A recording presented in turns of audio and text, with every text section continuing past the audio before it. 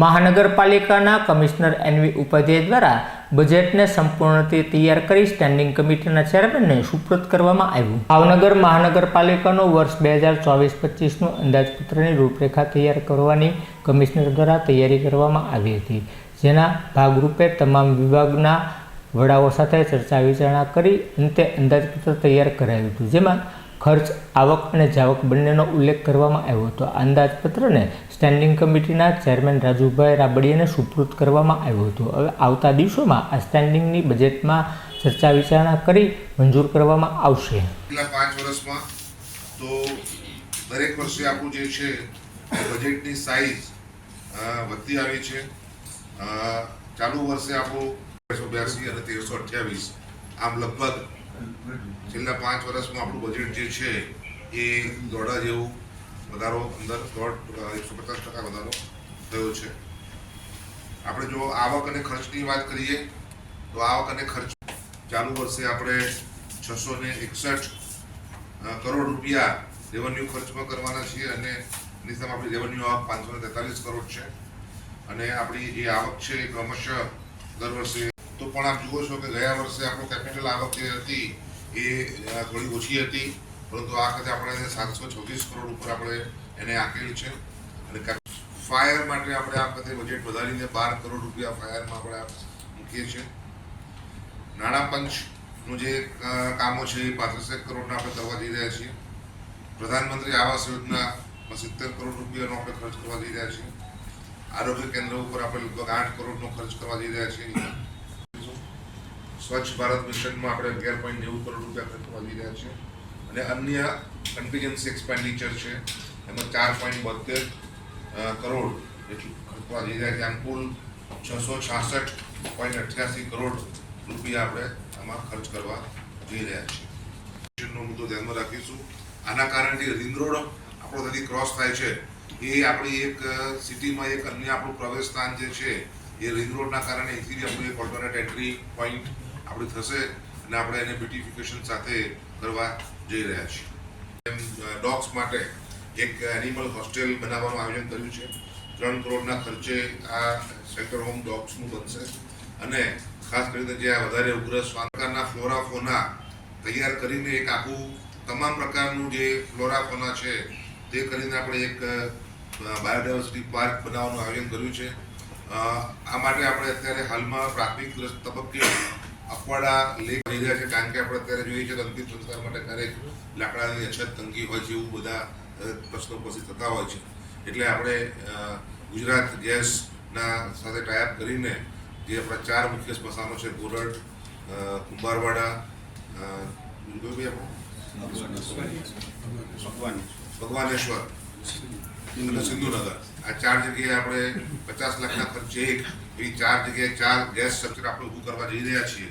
એ માટે આપણે લગભગ 24 કરોડના ખર્ચે ડેપો બનાવવા જઈ રહ્યા છે. આ ડેપોમાં 100-200નું ઓવરનાઇટ ઇલેક્ટ્રિક ચાર્જિંગ થઈ શકે એના માટે અલગથી સબસ્ટેશન બનાવવાની સુવિધા રાખવાની હોય છે. બધા 100-200 ત્યાં પાર્ક થઈ શકે તે રીતે આપણે એક બસ ડેપો બનાવવાની એમાં છે.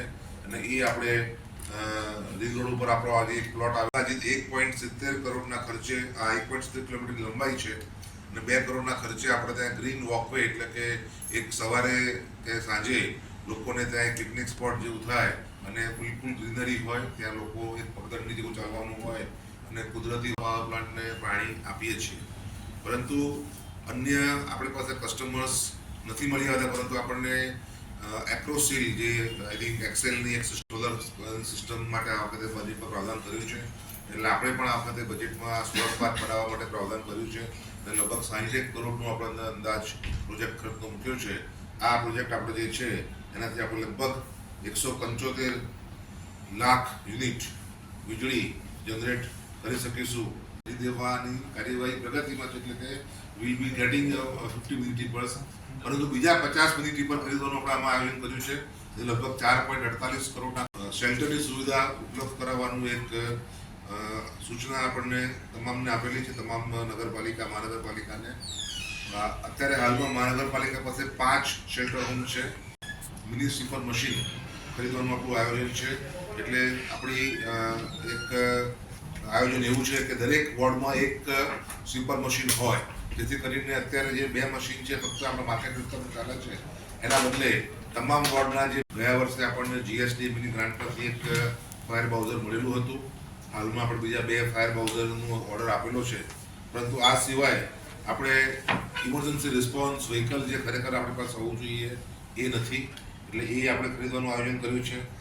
4500 લીટરના ફાયર ટેન્ડર આપણે 2 ખરીદવાનું કામ છે અને કદાચ આવનારા સમયમાં આપણે ટેન્ડર ફ્લોટ કરી દઈશું. અને અગત્યની બાબત એ છે કે આ ફાયર સ્ટેશન સાથે ક્વાર્ટર્સ પણ ત્યાં હશે, એટલે ફાયરના આપણા જે સ્ટાફ છે તેનું ક્વાર્ટર્સ પણ આપણે ત્યાં અંદર ઉપર બનાવી. આનંદ થાય છે કે કુલ 316 આપણી મંજૂર આંગણવાડી છે, એ પૈકી ફક્ત 66 આંગણવાડી અત્યારે આપણી ભાડાના મકાનમાં ચાલે છે. એટલે આ જે ભાડાના મકાનની આંગણવાડી છે એ આપણે આપણી પોતાની આંગણવાડી, એટલે કે આપણી જમીન ઉપર કોર્પોરેશન છે, એટલે આ સાંસ્કૃતિક વિભાગનું આયોજન જે છે એ આપણને પસંદ આવશે અને બાળકો એમના કૌશલ્યનો વિકાસ કરી શકે, એમની પ્રતિભાનો આપણને બતાવી શકે, તે માટે મહાનગરપાલિકા કક્ષાએથી અલગ અલગ સાંસ્કૃતિક કાર્યક્રમો જેમાં બાળકોની પ્રતિભા નીખરી ઉઠે તે મુજબની કામગીરી. આપણા જે અંદાજપત્રનું જે સાઇઝ છે એ 1327.77 કરોડ, એટલે કે 1327.77 કરોડનું બજેટની આપણી સાઇઝ છે. આપણી જે આવક છે, રેવન્યુ આવક જે છે આપણી એ 543.17 કરોડ રૂપિયા છે. કેપિટલ આવક જે છે આપણી 725.80 કરોડ છે અને ઉઘડતી સિલક જે આપણી ગયા વર્ષની બાકી છે 277 કરોડ છે. આમ કુલ આવક આપણી જે છે એ 1278.97 કરોડ વત્તા 277 આટલા કરોડ રૂપિયા આપણી આવક છે. રેવન્યુ ખર્ચ આપણો 660.80 કરોડ 88 કરોડ છે.